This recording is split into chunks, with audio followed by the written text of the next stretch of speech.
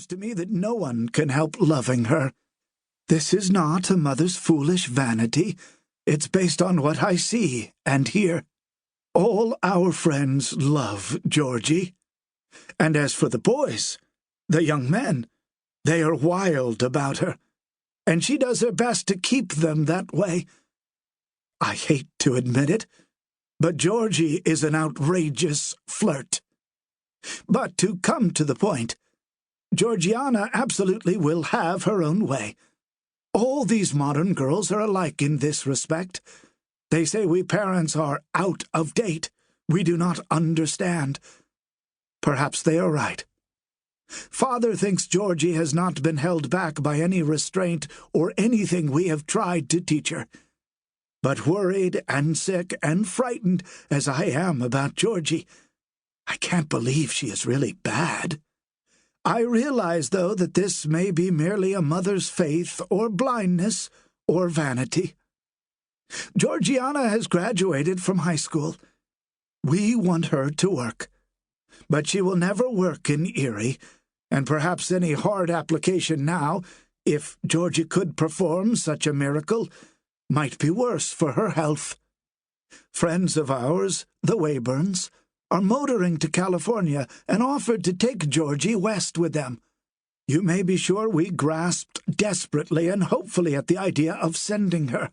That thrilled her. We are not so well off as formerly, but we made sacrifices and got Georgie all she wanted, and we will arrange to pay her board indefinitely out there. Maybe the West you tell so wonderfully about will cure her and be her salvation.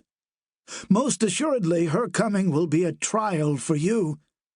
But, daughter, we beg of you, accept it, and do your best, for Georgie's sake.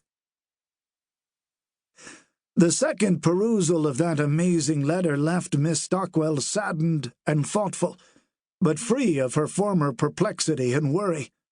Her mother had done her best. If Georgiana could stand the rugged, virile, wild Tonto Basin, she would not only regain her health, but she would grow away from the falseness and over-sophistication that followed the war. Buried in the wilderness, as Miss Stockwell had been, nevertheless she had kept up an active interest in the outside world, and all that periodicals could supply of information concerning news and progress of the times she had assimilated. Not improbably she understood better that precocious new American type, the modern girl, than did her mother. She welcomed the coming of her sister. It might be difficult for her, but that did not matter. It could not help but be good for Georgiana. Then suddenly she was confronted with another aspect of the case, the effect Georgiana would have on this environment, on the Thurmans, and all these good, simple, primitive people who must come in contact with her sister. She had grown fond of the Tonto and its rugged simplicity. She had long been conscious of how she was helping the children, and through them their parents.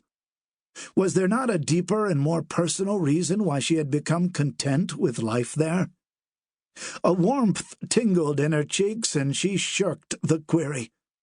But in regard to Georgiana, there was bound to be an upheaval at Green Valley.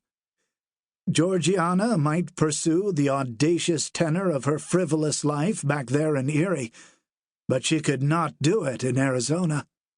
Miss Stockwell vaguely realized how impossible it would be, though she could not then tell just why. But the thought brought home to her a true appreciation of the boys and young men with whom she had become acquainted. The sons of the three Thurman families she knew especially well, for she had lived a year in their homes. Young men all, mostly in their early 20s they were, though Enoch Thurman was over 30, and Serge, his cousin, was a few years younger. All of them were hard riders of the high bare ranges of the Tonto. Only one of them had a wife, and sweethearts were so scarce that the boys were always fighting over one. They drove cattle in all seasons, helping one another, hewed timber, tilled and harvested fields of corn, and